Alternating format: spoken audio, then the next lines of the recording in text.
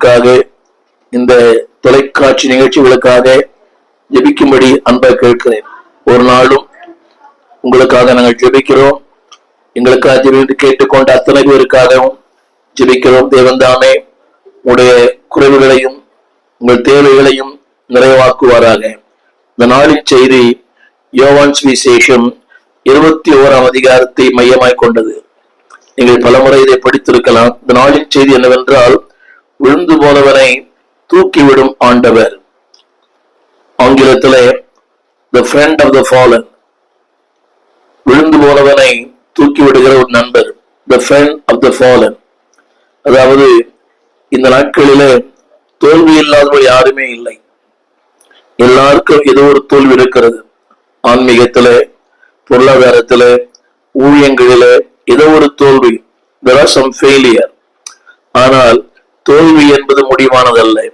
ஆங்கிலத்தில் ஒரு பழமொழி இருக்கிறது, failure is not the final. இன்னொன்று, failure is not the fatal. தோல்வி என்பது தலையெழுத்து அல்ல, தோல்வி என்பது முடிவானதல்ல. இந்த நாட்களிலே அன்பானவர்களே, அவர் சகலத்தையும் செய்ய வல்லவர். ஒரு 3 குறிப்புகளை என் செய்திக்கு முன்பாக உங்களுக்கு வைக்க விரும்புகிறேன்.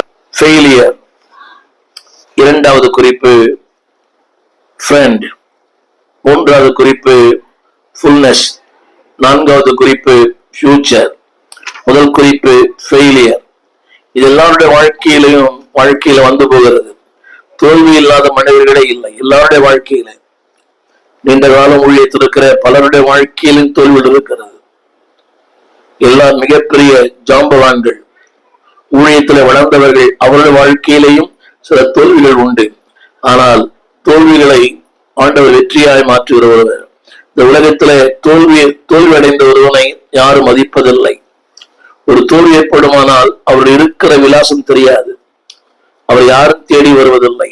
அதேபோல வெற்றி பெற்றவனை உலகமே தேடி வருகிறது. ஆனால் ஆண்டவர் வெற்றி பெற்றவனை தேடி போவதில்லை, தோல்வி அடைந்த ஒரு மனிதனை தேடி போகிறார்.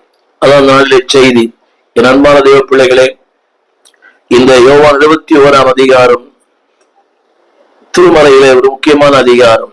ஆங்கிலத்தில் சொல்வார்கள், அதாவது ஒரு முக்கியமான இடத்தை பெற்ற அதிகாரம்.